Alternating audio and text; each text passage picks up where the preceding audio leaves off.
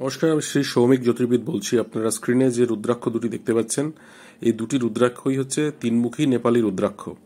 তিনমুখী রুদ্রাক্ষের কথা আমাদের হিন্দু শাস্ত্রে বিভিন্ন জায়গায় বর্ণিত হয়েছে। যেমন রুদ্রাক্ষ জাবল উপনিষদ থেকে জানা যায় যে তিনমুখী রুদ্রাক্ষ তিন অগ্নির রূপ, এবং এই রুদ্রাক্ষ ধারণকারী অগ্নিদেবের কৃপা লাভ করেন। শাস্ত্র অনুসারে অগ্নির তিনটি রূপ রয়েছে: অগ্নি, বহ্নি এবং জাতবেদ। অগ্নি, যা তেজ ও শক্তির প্রতীক। যজ্ঞের পূর্বে অগ্নিকে মানুষ আহ্বান করেন তার নৈবেদ্য বা অর্ঘ্য ঈশ্বরের নিকট প্রেরণ করার জন্য। এই অগ্নির কাজ হচ্ছে সেটি। আর বহ্নি হচ্ছে অগ্নির আরেকটি ফর্ম বা রূপ, যেটি হচ্ছে বহনকারী, অর্থাৎ মিডিয়েটরের ভূমিকা পালন করেন মানুষ এবং ঈশ্বরের মধ্যে। যজ্ঞকুণ্ডে যা কিছু আমরা অর্পণ করি, তিনি কিন্তু সেই অর্ঘ্য গ্রহণ করে ঈশ্বরের নিকট প্রেরণ করতে সহায়তা করেন। এটা হচ্ছে বহ্নির ফাংশন। আর জাতবেদ হচ্ছে অগ্নির সেই রূপ যা মানুষকে অসীম জ্ঞান এবং বোধ শক্তি প্রদান করে। অন্য আরেকটি মত রয়েছে, সেই মতে আমরা দেখতে পাই অগ্নির তিনটি রূপের কথা রয়েছে। একটাকে বলা হচ্ছে সেলেস্টিয়াল ফর্ম, অর্থাৎ যে স্বর্গীয় রূপ, যেমন সূর্য এবং আকাশের নক্ষত্রদের যে অঙ্গজাত যে আগুন, সেটাকে বলা হচ্ছে সেলেস্টিয়াল ফর্ম অফ ফায়ার। দ্বিতীয়ত একটা এরিয়াল ফর্ম রয়েছে, অর্থাৎ অগ্নির একটা বায়বীয় রূপের কথা বলা হয়েছে, যেটা আমরা সাধারণত দেখি যে আকাশে যখন বিদ্যুৎ চমকায় তখন কিন্তু সেই রূপটি আমরা দেখতে পাই, এবং এটি উদ্ভিদের জীবনী শক্তি প্রদান করে বলে মনে করা হয়। থার্ড ফর্ম যেটা রয়েছে সেটা হচ্ছে টেরেস্ট্রিয়াল ফর্ম, অর্থাৎ অগ্নির আরেকটি পার্থিব রূপ রয়েছে। এই পার্থিব রূপ হচ্ছে, যেমন আমরা আমাদের প্রয়োজনে যখন আগুন প্রজ্বলন করি বা উপাসনালয়ে যে আগুন আমরা জ্বালিয়ে উপাসনা করি, এটা হচ্ছে সেই টেরেস্ট্রিয়াল ফর্ম, অর্থাৎ পার্থিব রূপের অংশ। আয়ুর্বেদে আবার তিন রকমের অগ্নির কথা বলা হয়েছে, যেমন হচ্ছে জঠরাগ্নি, ভূতাগ্নি এবং ধাত্বাগ্নি। জঠরাগ্নি অর্থাৎ যেটা ডাইজেস্টিভ ফায়ার বলা হয়, যা আমাদের পাকস্থলী এবং ক্ষুদ্রান্তের মধ্যে বিরাজ করে বলে আয়ুর্বেদে মনে করা হয়।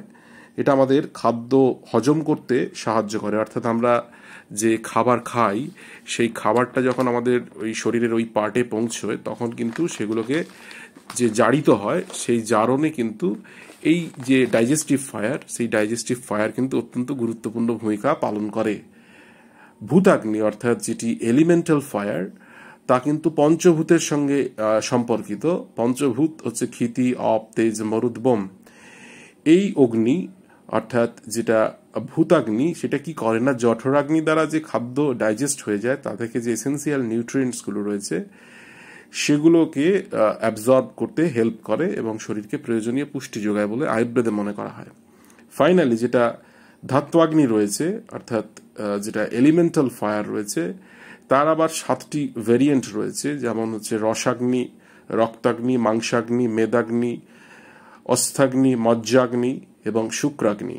তো এই প্রকার যে অগ্নি শরীরের 7টি টিস্যুর পুষ্টিবিধান করে বলে আয়ুর্বেদে মনে করা হয়। শিবপুরাণেও তিনমুখী রুদ্রাক্ষের উল্লেখ পাওয়া যায়।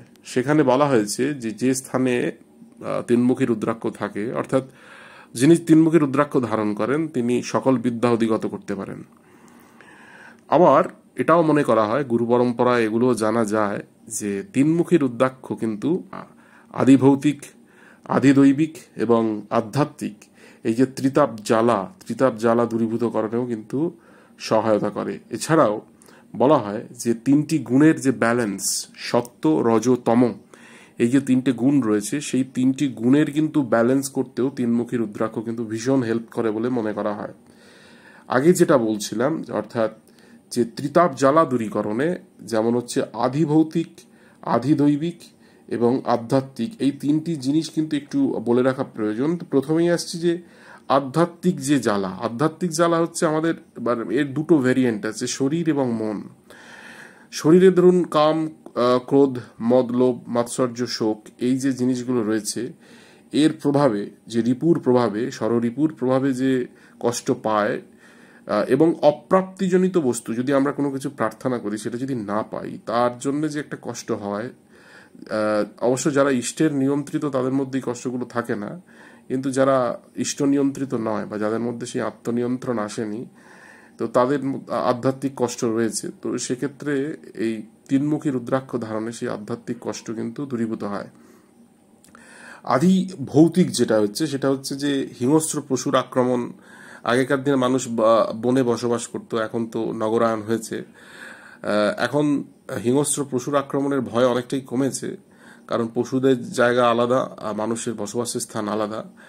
কিন্তু তা সত্ত্বেও এটা যে শুধুমাত্র পশুদের বোঝায়, হিংস্র পশু বোঝায় তা নয়। হিংস্র যে কোনো প্রাণী, এছাড়াও হিংস্র মানুষের দ্বারাও যে আঘাত প্রাপ্তি, সেটাও কিন্তু এই আধি ভৌতিক যেটা তার সেই ক্যাটাগরিতে পড়ছে।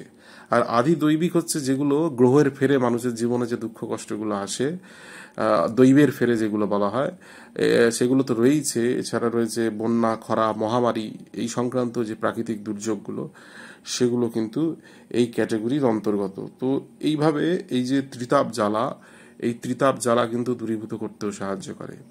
এছাড়াও তিনমুখী রুদ্রাক্ষ ধারণে সমস্ত পাপ ভস্মীভূত হয়ে যায়। পূর্ব জন্মের সঞ্চিত যত কর্মফল রয়েছে সব কিন্তু বিনষ্ট হয়। শ্রদ্ধাপূর্বক তিনমুখী রুদ্রাক্ষ ধারণ করতে যদি জপ করা যায়, তাহলে কিন্তু অচিরেই মানুষ কিন্তু এই সমস্ত কর্মফল থেকে মুক্ত হয়ে পরম শান্তি লাভ করেন এবং তারা পার্থিব জীবনেও সুখ শান্তি লাভ করেন। জ্যোতিষশাস্ত্র মতে তিনমুখী রুদ্রাক্ষ মঙ্গলের প্রতীক বলে মনে করা হয়।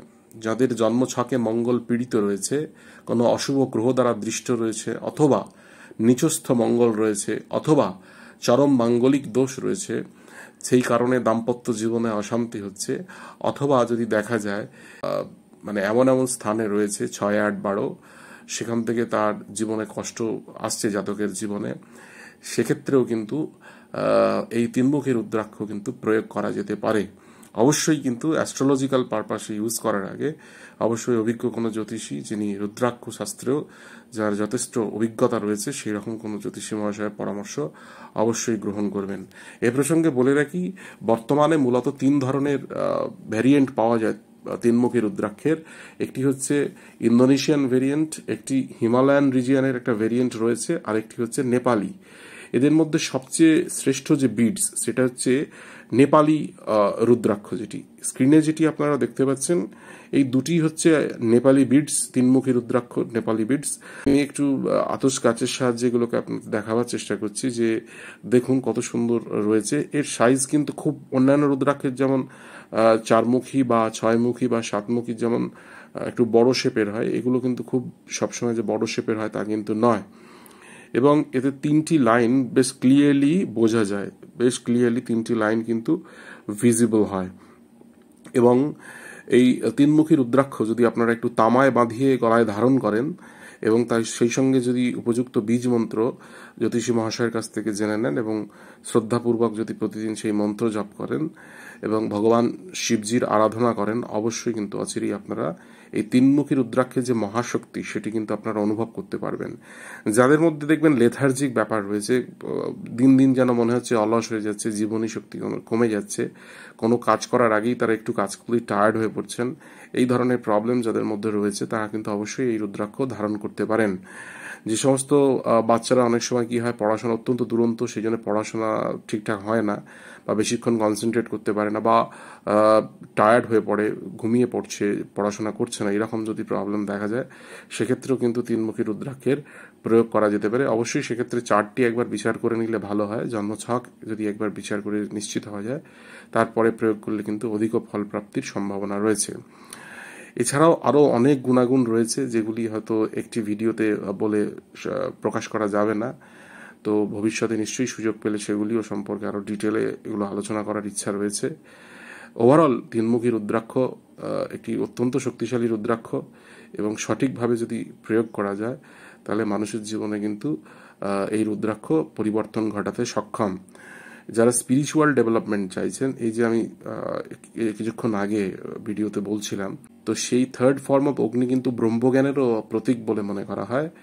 তো এই 3rd ফর্ম অফ অগ্নি যে প্রতীক, সেটি যদি থাকে তার মধ্যে, তাহলে মানুষের মধ্যে ডিসিশন মেকিং পাওয়ার যেটা, সেটাও কিন্তু এনহ্যান্স হতে পারে।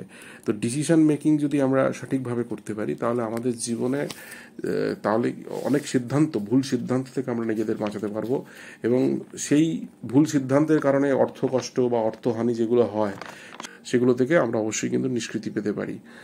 তো সেই জন্যে অবশ্যই তিনমুখী রুদ্রাক্ষ যাদের চার্ট পারমিট করবে তারা অবশ্যই জ্যোতিষী মহাশয়ের সঙ্গে পরামর্শ করে তিনমুখী রুদ্রাক্ষ ধারণ করতে পারেন।